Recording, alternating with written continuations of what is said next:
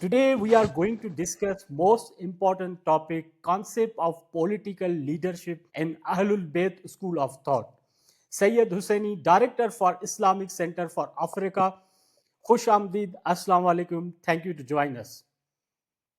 Alaikum assalam wa rahmatullahi wa barakatuh. It's a pleasure to join in this session to discuss about this very important issue. And thank you for facilitating this. Thank you, sir. What is the concept of leadership, characteristic, importance, selection, process in Islamic? Well, leadership, before it is an Islamic issue, it is a human issue. Correct. It's not that if Islam was not there, people were not going to choose leader. In fact, the most important issue in the world, in the entire globe, it is not wars, it is not what you call empowerment, it's not poverty, it's not unemployment, it is not population, it's not even the what you call the global weather change or whatever.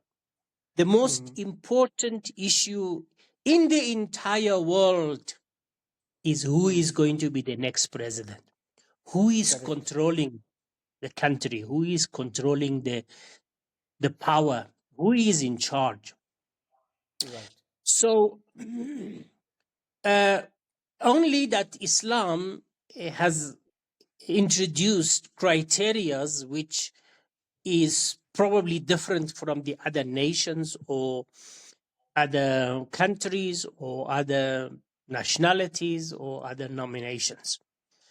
Right. Otherwise, from logical point of view, has to be a leader, has to be an imam in a wrong or a right way. Even the wrong people has their imams. In Quran also, the word imam has been used for the leaders of the kuffar, a'immatul kufr, the imams of the kufr. So if you see Trump is an imam of kufr, Netanyahu is an imam of kufr, I don't know, the wrong people in position of power, they're all imams. They are imams of their nation, they're imams of their country. But the concept of imamat in Islam is amazing, and it is the most important issue in Islam also. Well, if you ask me, my brother, what is the most important ayah in Quran?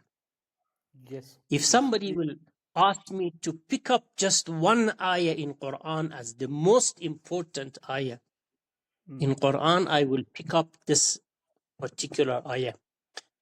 And that is verse 71, chapter 17, chapter Isra, which Allah subhanahu wa ta'ala says, يَوْمَ نَدْعُو كُلُّ أُنَاسٍ بِإِمَامِهِمْ. He is describing the day of judgment. He says, what is day of judgment? Allah says day of judgment is a day that we will ask everyone. In other words, how many billions of people has come and gone? All of those people who has been living in this world, we will ask them to line up behind their imams. There is, maybe you also heard 100 times. What is going to be the first question in the day of judgment? Yeah. What have you heard? Yeah. You see, but in the Mimbar ulama, they are quoting a hadith which says the first question is from prayer. While that is against the text of Quran. The first question in the day of judgment is who is your imam. Line behind that imam. Correct. Correct. Okay, so eh, yes, when the lining now is done, and you are behind the right imam, the other people are behind the wrong imam, then the people who are behind the wrong imam, there is no question from them. There is no question. I mean, because everything which they do is under wrong leadership, even if they do good things, is not going to be useful. Okay, so only if you are behind the right imam, then the questions are going to start. Correct. And the first question from the people of Haqq is going to be the prayer. Why the prayer? Why Allah pick up prayer?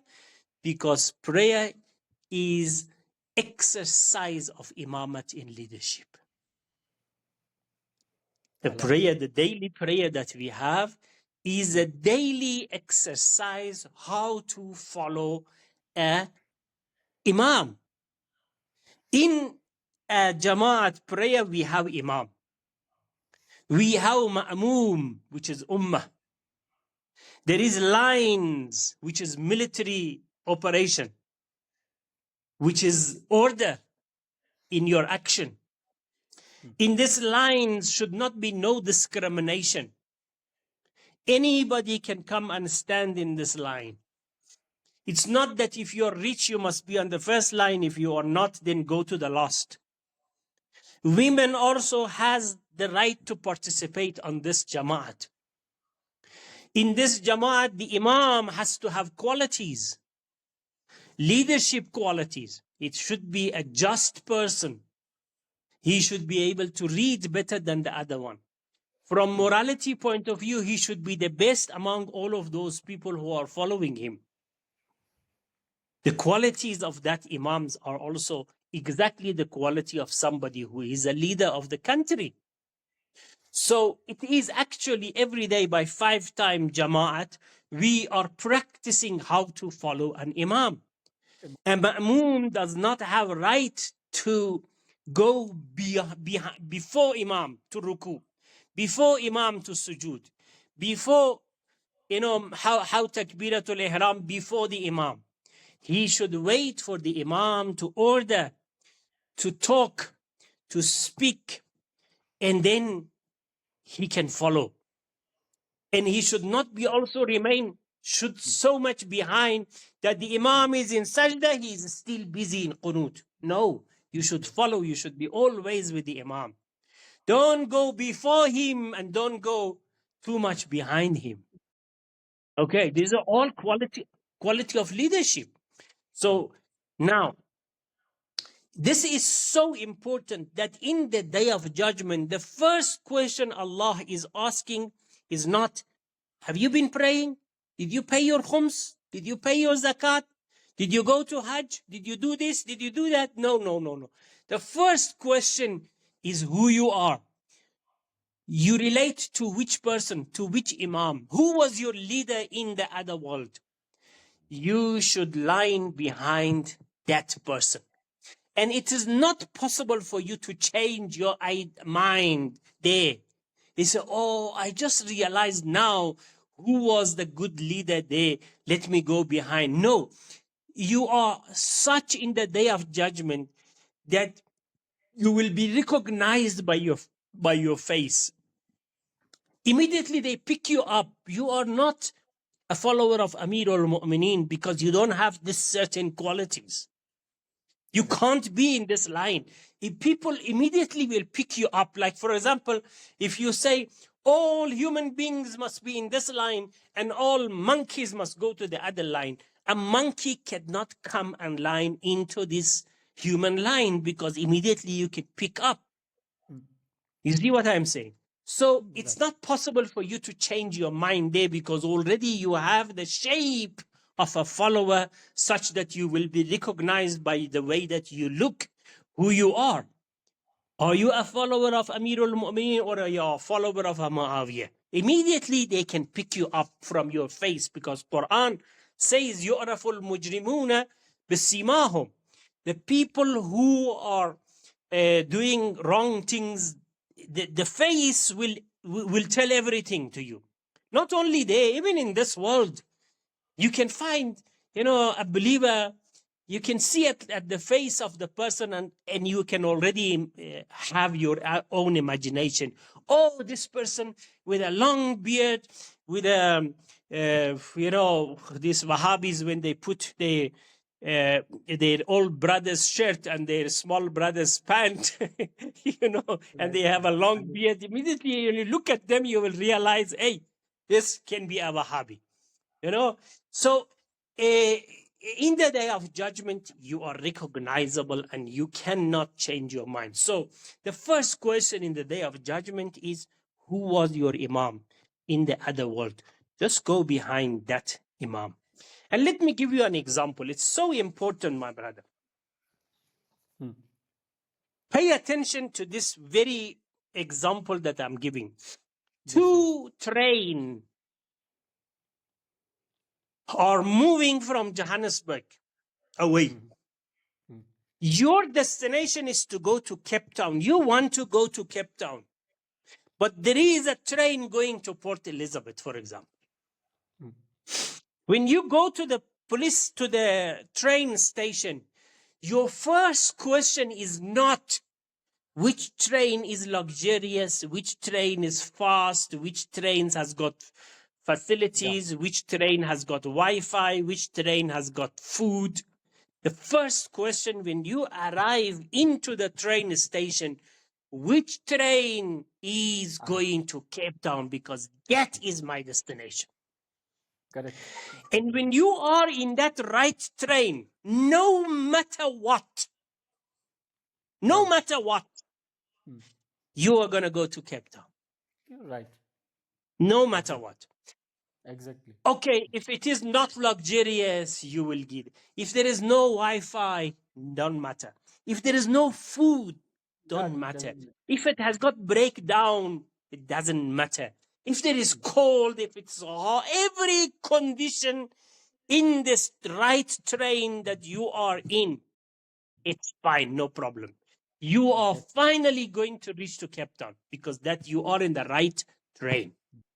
But if you are in the wrong train, which is going to Port Elizabeth, but your destination was Cape Town, no matter how much luxurious this train is, it's taking you away from your destination. You're right, definitely. The luxuriousness of this train is at the service of taking you away from your destination. So even the good things in this train is against you. Correct. You see, so that is how important leadership is. If you are under wrong leadership and you print Quran and you feed 1 million people, and I don't know, you built 2,000 mosques or publish 8 million Quran or being Khadimul Haramain al-Sharifain, or I don't know, you name it, okay? It doesn't count. It's all against you. By every mosque that you build in the day of judgment, you go deeper into Jahannam. Correct. But if you are under the right leadership, small thing you do, it will be counted. فَمَنْ يَعْمَلْ مِثْقَالَ ذَرَّةٍ خَيْرًا يَرَهُ وَمَنْ يَعْمَلْ مِثْقَالَ ذَرَّةٍ شَرًّا يَرَهُ is here. Because if you are under the right direction, then they are going to ask you, why you didn't pray? I don't expect bin Salman to do that because he was in a wrong train. But you were the follower of Ali. Why you cheated? You were the follower of Ali, but why you lied? You were in the right train. Why you pick up somebody's pocket? In this right train, yes, a lot of wrong things can happen. It is possible to be in the right train, but sometimes you forget to be a good person. Okay? But then there is accountability. That's Quran says, okay? That whoever it is under the wrong leadership, the book will be given to their right hand. Will be given to the right hand. And Right. also, let me tell you something in bracket here. Ashabul Yamin. They will be given your file to the right hand. Yamin is equal to 110, and that is Imam Ali alayhi salam. Hello. Ashabul Yamin, Ashab Ali alayhi salam. So, Right. if you are under the right leadership, then your file is going to be readable. Your account is going to be considered. Your a'mal is going to be validated. You will be putting in scale to see how good you were, how bad you were. You will be punished or you will be whatever. But at the end of the day, the salvation is with people who are in the right train. So that's why Quran clearly says the first question in the day of judgment is about the most important issue in this world. Leader. And that is what? Leadership. Leader. Has to be like that. If we in this world recognize the election day as the most important historical day in every country's life, every country's, it can be Pakistan, who is going to be the next president? And if it's in South Africa, who is going to be the next president? Is it ANC or DA? If it is in America, the first question is Biden or Trump. If in Iran, the same. In, I don't know, everywhere in the world. That is the first question. If we as a human being can recognize imamat and leadership and power as the first question of our life, how Allah should not recognize it? And that's why the first question in the day of judgment is about your most important issue in this world, your political affiliation. Who was your leader? And that is the first question in Islam. And we will talk more as you have Yeah, questions. yeah. I have some question from this discussion. If I see in the scenario is different. Most of the people select we have the two we have separate religious, we have separate political system. Our political leader are different than religious leader. They don't know how about the most how about the Quran, Hadith, and religious things. So in this situation, how we can select the right political leader? What we Well, can see? yeah, look, it's a very complex condition here. First of all, whoever you are, if you're a follower of Ahlul Bayt, your political affiliation should be to the one who is the the political leader of Ahlul Bayt in our time. That should be your main affiliation. And then when you have that in mind, then you put the name of the all countries in a paper and validate who is in good relationship with this political affiliation, who is in bad relationship. Which party in my country is going to be closer? I'm not talking about 100%, but say closer. For example, this political leadership that we have today, one of the main policies of him is to be against Israel. So I have in my country two party, which one says I want to have a relationship with Israel, and the other one says I want to destroy Israel. So definitely you go with the one who says I am going to destroy Israel. Okay, so when it comes to the main issues, if that political party in your country is like in line with the political leadership that we have, then we can support that political party. Like, for example, in South Africa. In South Africa, we have DA, who is pro-Israel. And we have ANC. And we have EFF. And we have, I don't know, other parties which they are openly against Israel. They take Israel to Hague So definitely when it comes between DA and ANC, I already can choose. Of course. Okay.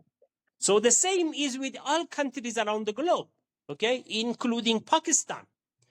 You may have a person like Imran Khan, for example, who is like, talks very good of Imam Khomeini, who is praising Imam Khomeini, who is talking against America, who is openly support Palestine. And then you have somebody else who is like a puppet to America. So definitely, easily you can choose between the two political leadership. So the same is with any country around the globe.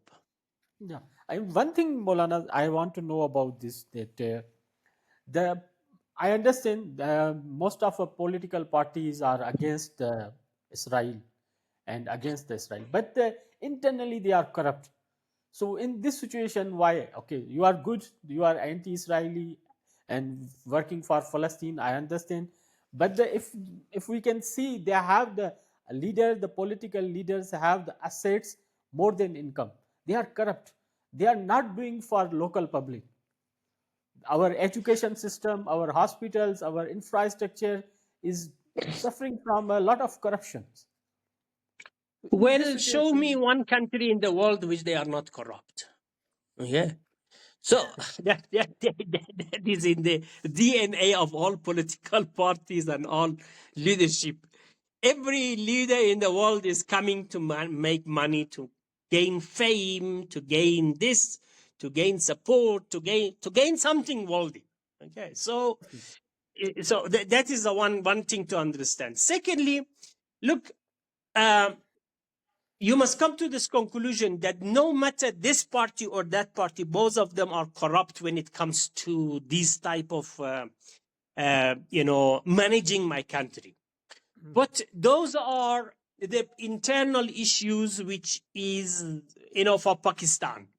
But what is very important for me, this corrupt government or that corrupt government, okay? Yes, personally they are corrupt. Yes, some of the leaders are corrupt. Both of them are corrupt, but one is pro-Israel, the other one is against.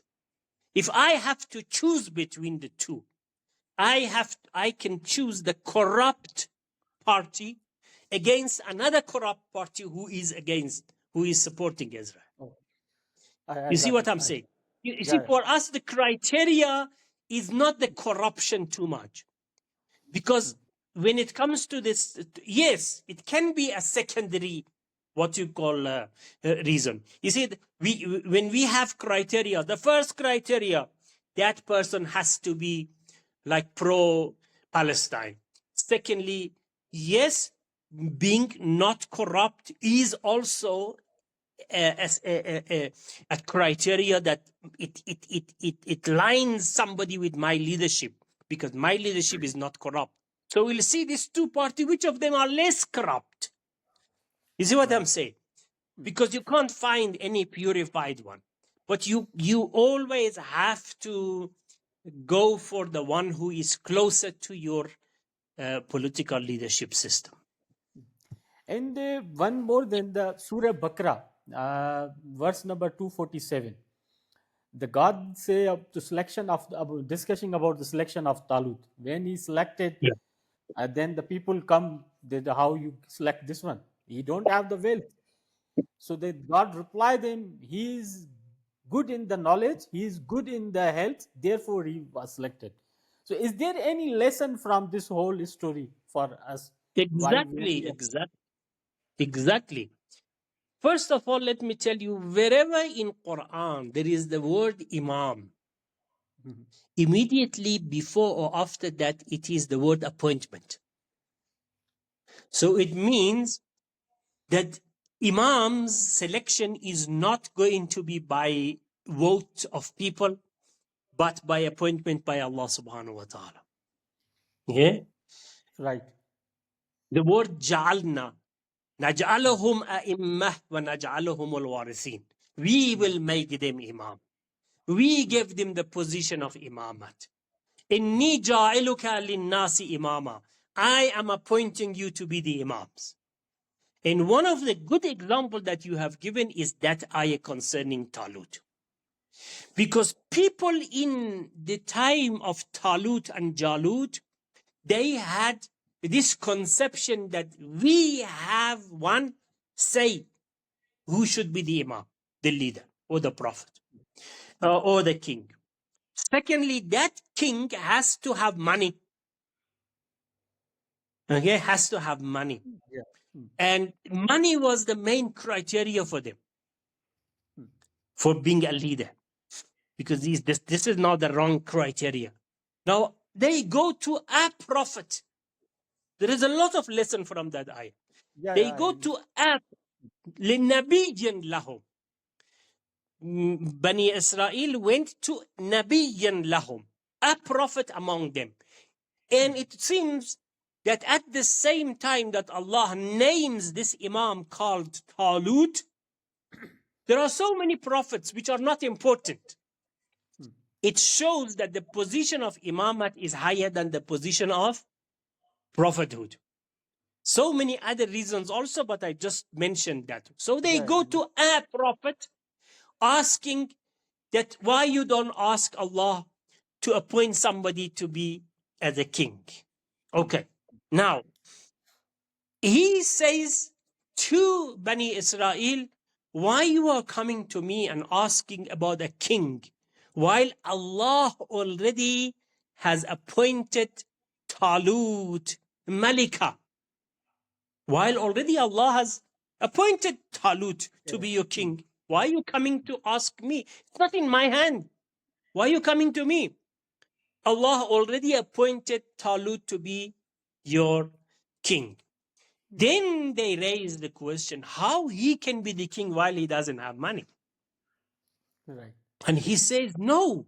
Again, he emphasizes, Allah has chosen him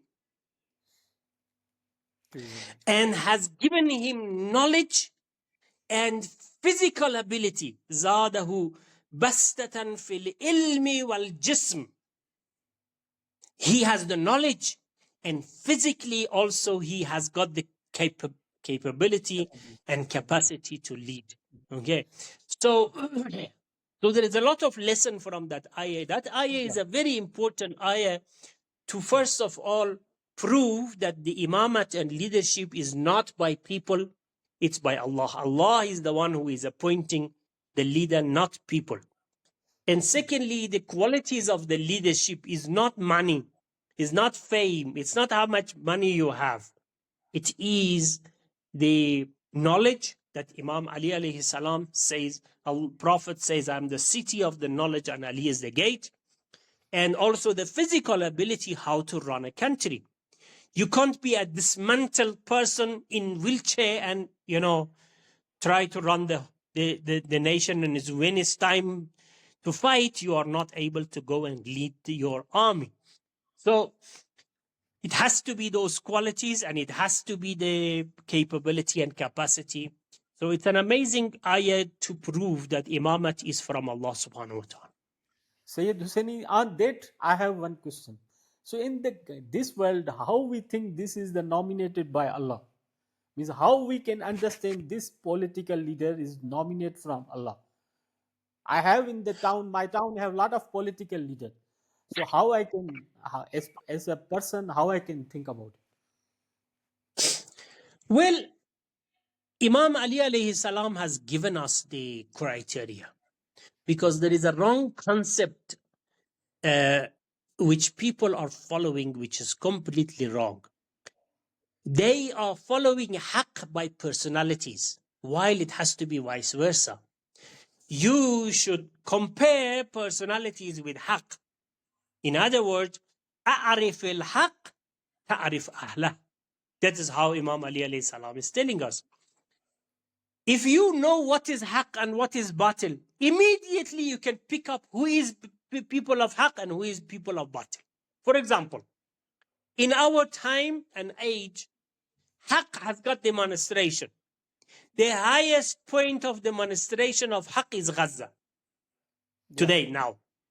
No. In the time of Imam Hussein, the highest position of haqq was Karbala.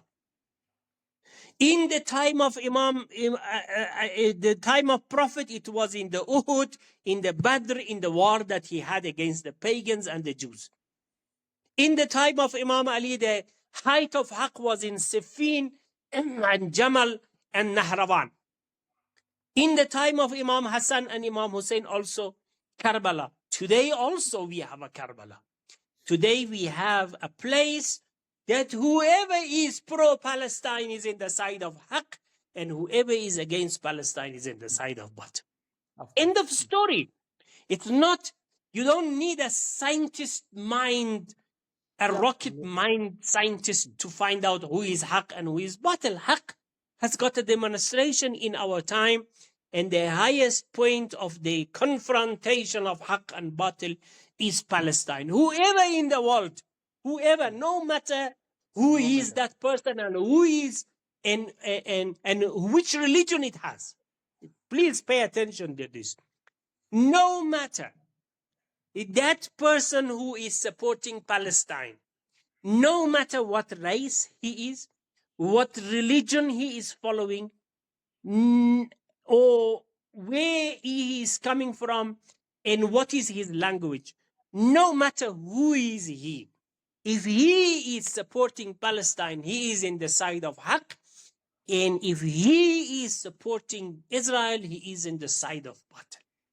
It is possible for you to be a Muslim, printing Quran, being Khadimul Haramain al-Sharifain, serving 3 million Hajis every year, building so many biggest mosques in the world, but you are in the line of Batil and you are supporting Israel, so you go to hell.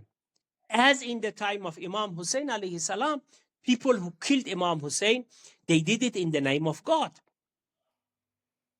Ibn Sa'd was telling to his friends, oh, my followers who are, I am giving you glad tidings of paradise. Just attack to Hussein and kill him, you will enter to paradise. That's what they were saying. Shimr, according to some of the narrations, he was praying tahajjud and he was he was a hafiz of Quran. Some of all of the people who were fighting against the Prophet, against Prophet's son and Imam Hussein alayhi salam, some of them had all Islamic names. You see, so my brothers, it is possible to be a Christian like Wahab. Not he became Muslim the same day, didn't pray even 1 minute, he didn't bow, didn't had a prostration, more didn't go to his forehead, he becomes Shaheed of Karbala. And it is possible to be, Shimr and pray and fast and tahajjud and hafiz of Quran and be in the wrong side. In our time also, it is possible to be a Christian, like we have a lot of, like Chikani, for example, in South Africa. Frank Chikani, who is going to Israel, came back, give a report, and he mobilized the whole church against Israel. It is possible to be Nelson Mandela and say, our struggle, our freedom in South Africa is not going to be complete without the freedom of our Muslim brother. In the day of judgment, you think Mandela, I think Mandela will go to paradise just by saying this one sentence. Finish, end of story. No, thanks. Okay? I got it. We have the Latin American countries like Hugo Chavez also is a pro-Palestinian from Exactly. Venezuela. A communist. Okay? Yeah. We have here in I- South Africa Solly Mapaila, who is a communist. Yeah. But when Sayyid Hassan Nasrallah became Shaheed, he was weeping, he was crying. He didn't have sleep for 3 days. A communist. Okay? So it is possible to be a communist, but in the line of Haqq, and it is possible to be a Shia Yeah, I understand.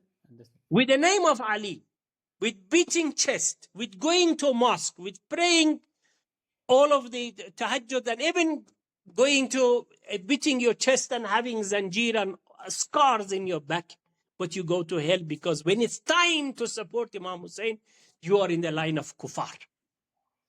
Go to London, you will see a lot of these Shirazis who are coming and doing self-lacerations and this and that, but they are getting money from MI6. Okay? And So, even so it sometime is I possible have to be. doubt. Sometime I have doubt Mm. also the Baku, Azerbaijan Yeah. Baku. They are also Yes, somewhere. I understand. Even they are the what we can they are say in the now. line of battle, true. Yeah. Yeah, I'm I not understand. talking I about understand. individuals. I'm talking Yeah, about yeah. the government. Yes. Government. And the thing, other thing, we are coming to the Imam Ali alayhi salam, Allahumma salli ala Muhammad. Regarding the letter he write to the Malik Arshad, I think these are the characteristics of the leader, someone who have. And also we have the selection of the house of Kufa, how Imam live in the simple conditions, lifestyle. These are the also. So can you discuss something about the Malki Ashtar, Imam write a letter to Malki Ashtar, what is there and what is the lesson for us nowadays?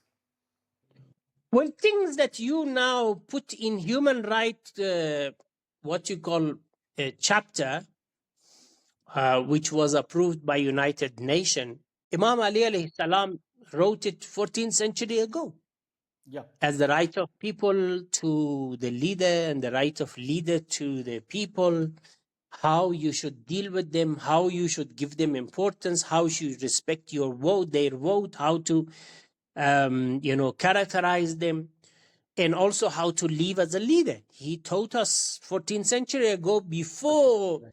all of these contradiction of the interest and the story of the human right, bill of right or whatever is coming in in 21st century. So and that's the amazing part of the Ahlul Bayt school of thought, that we have been talking about these issues 14th century ago. You are just starting to talk about these things now. We've been talking about that. And you see, to me, there is I believe that the Ahlul Bayt school of thought is the only nomination in the world who has got a dream for the future of the world. Right. The rest of all religions and dominations and nominations and all sects and isms, they are just talks. There is no any formula how to run the world. The principle of justice was introduced by our Imam Ali alayhi salam 14 years ago. If you can just formalize the 5 years of the ruling of Imam Ali alayhi salam, you can copy and paste it to the whole world, and then you will have a better world. When the leaders are not corrupt, when the leaders are equal to the normal people, when they don't abuse their power, when they don't, not only not only Imam Ali alayhi salam, even his students are the example of how to treat people. We have Malik Ashtar, a great Yeah. friend of Imam Ali alayhi salam, who was a warrior, never come back from any war without heads of people. People hearing his name, they were what you call wetting themselves. Now this Malik is passing the street of Kufa, and somebody throw the ash to his face, and he has his sword with him. He was able to chop his head immediately. But he passed. He didn't say anything. And somebody who was passing there, he approached that man. He said, "Do you know who was that man?" This is Malik. And I'm sure he has gone now to get get some people and come and kill you. And then he rushed to Malik's house while Malik was busy cleaning himself. And he came after cleaning to the door. He says, "Sorry, Malik, I really don't realize who you are.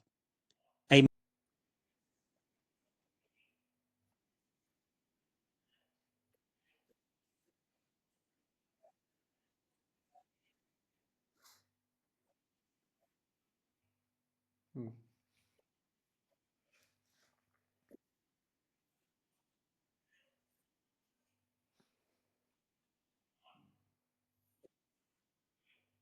Right. In the fight,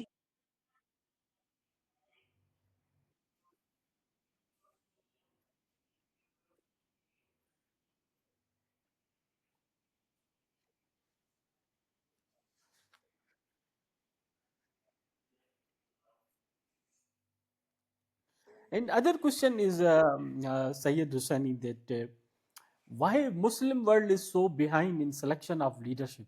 If we are seeing the West leader are more sincere with their people. They are honest. They are doing something. But if we will see in the Muslim world, we have the Holy Quran, we have the Ahlul Bayt, we have the many things. But we are still, I believe, we are still behind in selection of the leadership. We so are. simple, so simple. We are not following this Quran.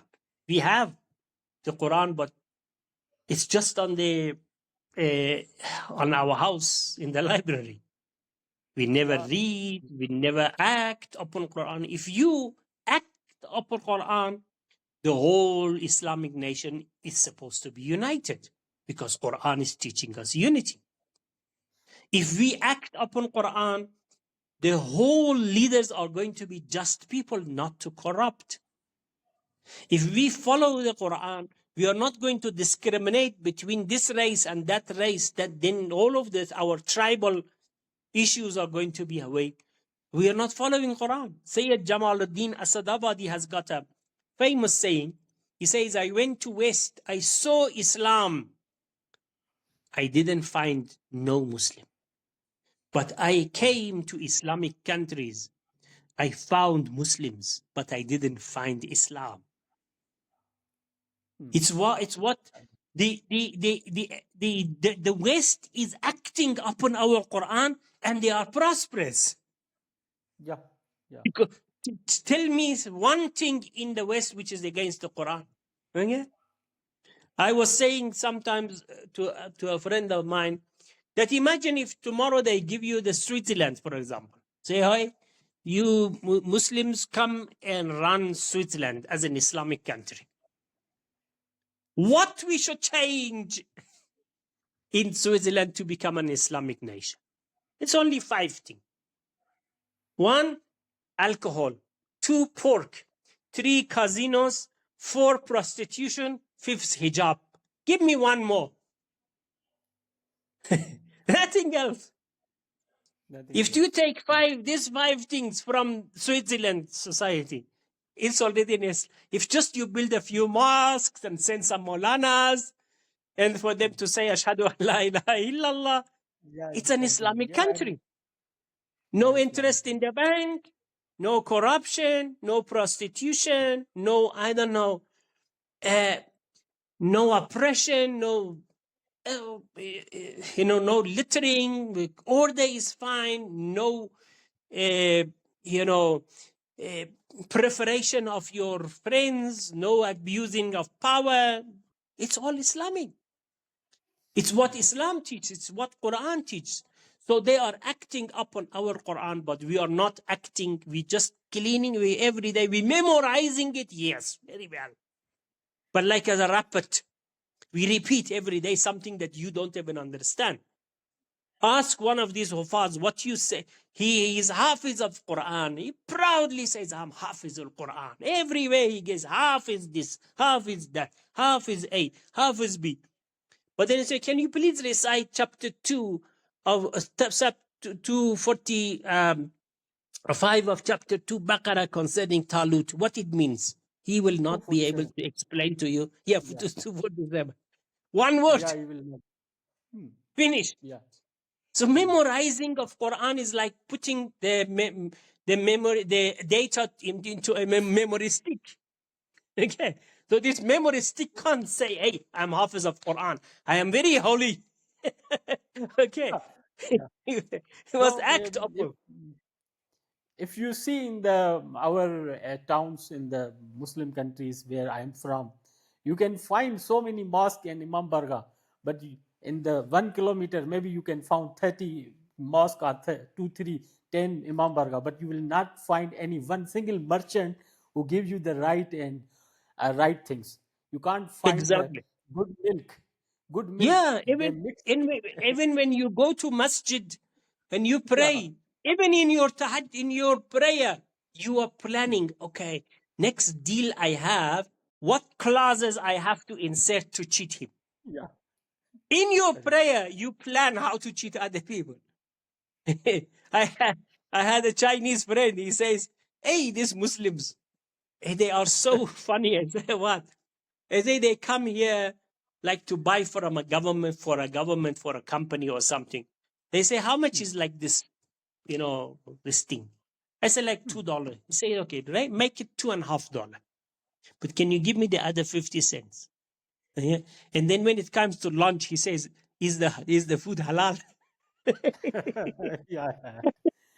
And, Sayyid Husseini, one more thing that in the Muslim world, we have the two scenario right now in the leadership. One is the dictator, one is the democrat. Which one is the solution for Muslim world? I understand what we talk about the Islamic, but in the Yeah. practically we have two part. One have the dictators, one have the democratic one. I see both have the pitfall. Well, Even if you well, well, there is yes. no dictatorship in Islam. That's why you see it is possible to have the right leadership, but when Mhm. people don't follow this leadership, it become like Imam Ali alayhi salam being rightly selected Imam, but being uh, unattended leader for 25 years. It's like this light is available, but millions of blind people are there they don't want to use. Okay? So has to be some people who can use this light. Okay? And that's not possible without now democracy. So Islam is a combination of democracy and the qualities of leader. Allah will tell you who is the right leader, who is the wrong leader. And then you have the choice to choose this one which Allah introduced or choose the one which Shaitan introduced. You see, if you And choose the one which Shaitan introduced, Allah is not gonna, do something to you. But you have done something against yourself by choosing a wrong leader, while Allah has given you the right leadership, right quality person. So yes, it is possible to have leadership which is qualified, but people don't vote to him as the leader and become Imam Ali alayhi salam.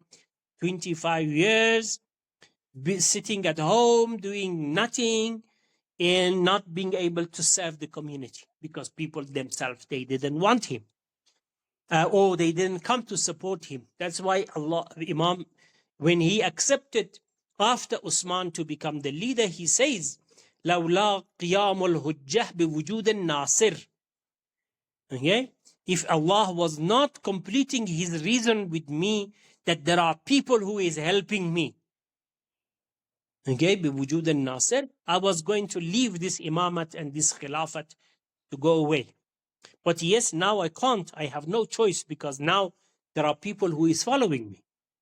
So I have to now accept it. So yes, that is the situation that we have. Definitely democracy is the right way. But if this democracy lead to choosing the right leader, then that become a Shari leadership. If it lead to a wrong leader, then you don't have to follow. But at the end of the day, uh, all of those people who were able to come and choose the right leader, they are responsible. okay, the during the Imam Ali Khilafat, Imam Ali fired a lot of governors and also government positions, Chief Justice of Kufa. So what is the message from this for us? Well, um, uh, in Islam, we don't have such thing as your relatives become the issue, the leaders, or you favoritism, or having giving the responsibility to those people who are not qualified. In the Qualified. time of Osman and the Khulafa, it was such that every single member of the family of Osman had a position. To that extent that it was a talk of the town that let us go and search in very rural villages that maybe we find a family member for Usman that he has not given position. And we must introduce that person to him. He say, Usman, you have left this man behind. That was the talk of the town. Let's go and find somebody. It means every single member of his family, even somebody who had a remote relationship with him, had a position as a governor here, as a responsible person there, as in charge there. And it was so the favoritism in his and distribution of the money also to his family, to his friends first, and then the other people getting secondary position in the when it comes to distribution of wealth and all of that. So Ali alayhi salam, when he come, he said there is only one criteria, and that is this person fit for this job from Islamic point of view and from a characteristic point of view and from capability point of view or not. If he is not, then no matter, even if he is my son, I'm not going to allow him. And if he is, then no one can stop me putting him into that position. And I'm not doing this for the sake of personal gain or personal interest or because he is friend or that friend. That's why we have the famous story of killing or turning off the candle light when Talha and Zubair come. Talha and Zubair supported Imam Ali alayhi salam against Usman. When Usman killed, they came to Imam Ali alayhi salam hoping that I am one of the Ashara Mubashara. I am the one who helped him. I am the one who has fight against Usman. I was very influential in bringing him to the power. So now he's going to probably making me the governor of here and there. So they came proudly to meet Imam Ali alayhi salam in his place. So when they arrived, Imam Ali alayhi salam had 2 candles. It was night. He started killing them. He said, what is this action now? Why are you killing these candles? And Imam Ali alayhi salam said, these are Baytul Mal candles. And you are here for personal issue. So Right. talk to me while the candles are not on. So then they Yeah, yeah. left without asking anything. He said, hey, this man who is not ready to even let a candle be on during our meeting, how he is ready to be sharing the power with us that we are corrupt. Yeah. And the Sayed Hosseini, one more thing that I have also to come to the discussion is very important, the lifestyle of the leadership. Imam Ali Yeah, alayhi salam, the lifestyle, when he will become the Khalifa, he is living in the Kufa in her sister house. His house yeah, is very simple. But if we see nowadays in our leaders, political leader, they have one house in town, one house in the big city, one house in Dubai, one house in Europe. They have the big house, big cars. They have assets without more than millions time income. I can't expect this one. So how do you think about this one? That yeah. if we, in one So side we see, yes, yeah, exactly. One of the criterias of a good leader is that he should live very close to the life condition of the people that he is leading them. Like, for example, if you go to Tehran and meet Imam Khomeini's, for example, house. So humble that you can't even imagine the way that he was eating, the way that he was sleeping, the way that he was managing his house was amazing. When he was in Najaf, during the 15 years that he was in Najaf, Najaf is very, very hot when it comes to summer. But he never kept any refrigerator. And he was asked why. He said a lot of people in Iran doesn't have fridge. So how I can have such a luxurious life?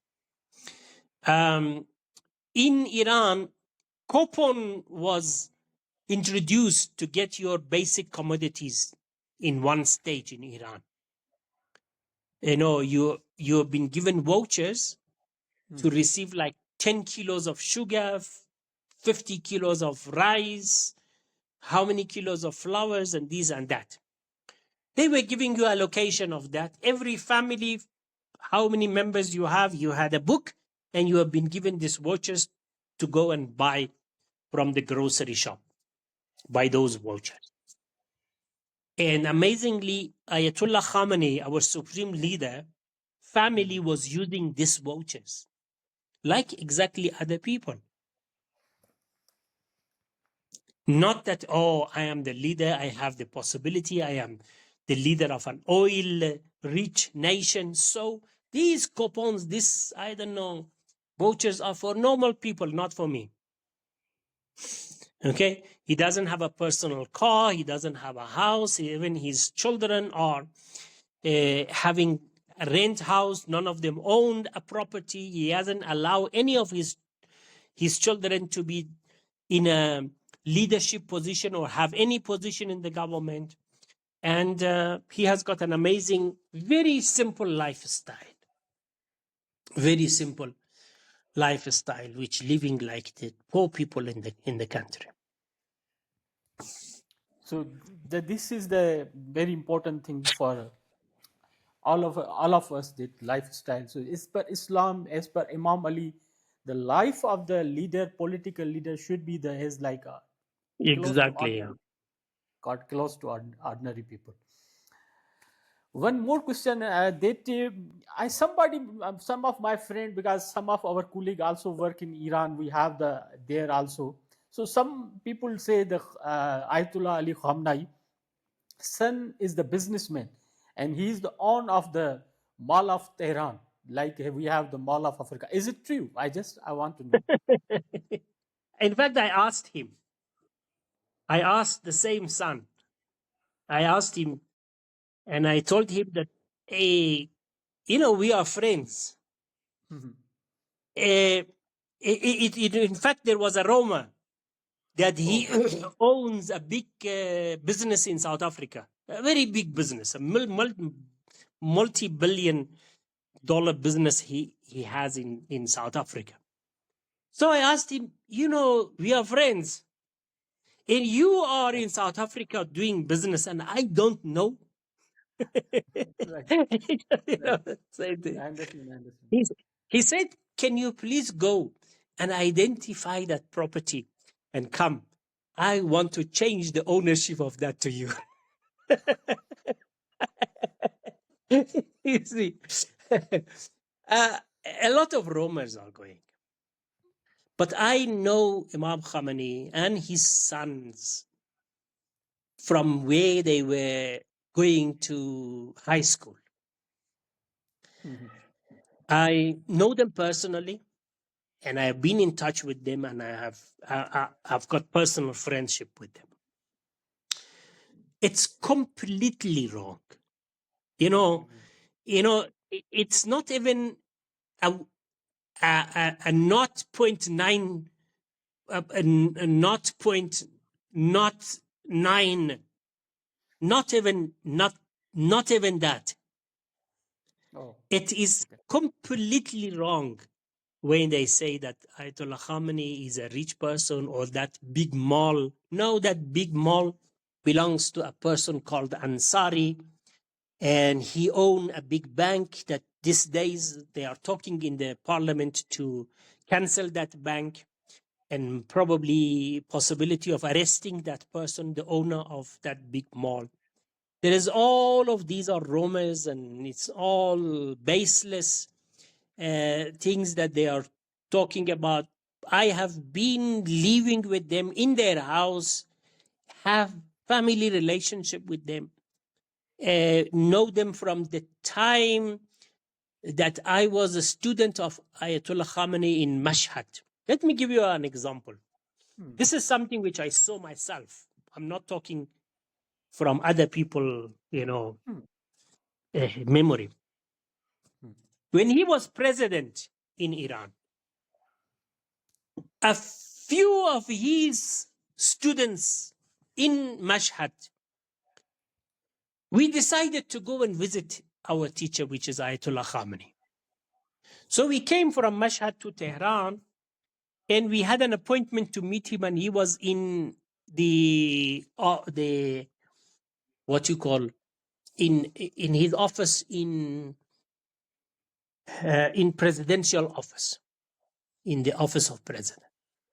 So when it was time for lunch, he said, "Hey, it's time for lunch. Let's go inside. Whatever it is, we're going to eat together." So there was no such a big preparation or whatever. So he took us inside his house, not where you see in the camera, but where he lives every single night. He's got his bed there, he's got his office there, his library, and his family and children are living there. We went there when the children were like 9 years, 10 years, 13 years. So we went inside his house. When we went inside, he gone out to make wuzu and he came back. One of our colleagues, one of us, the students, the ex-students of Ayatollah Khamenei, he said, "Wait a minute, this carpet that we are on, sitting, this carpet is familiar." And the other said, "Yes, yes, yes, this is the same carpet that, yeah, I'll tell you the story. And yeah, I know this carpet." So we waited for Ayatollah Khamenei to come, and we asked him about this carpet. Is this carpet? We know this carpet. They say we're talking to Ayatollah Khamenei. I was listening to this. Say, "Yeah, we know this carpet." He said, "Do you know which carpet is this?"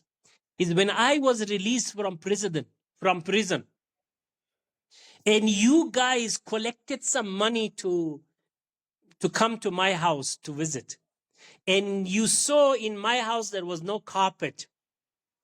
You went and you collected money,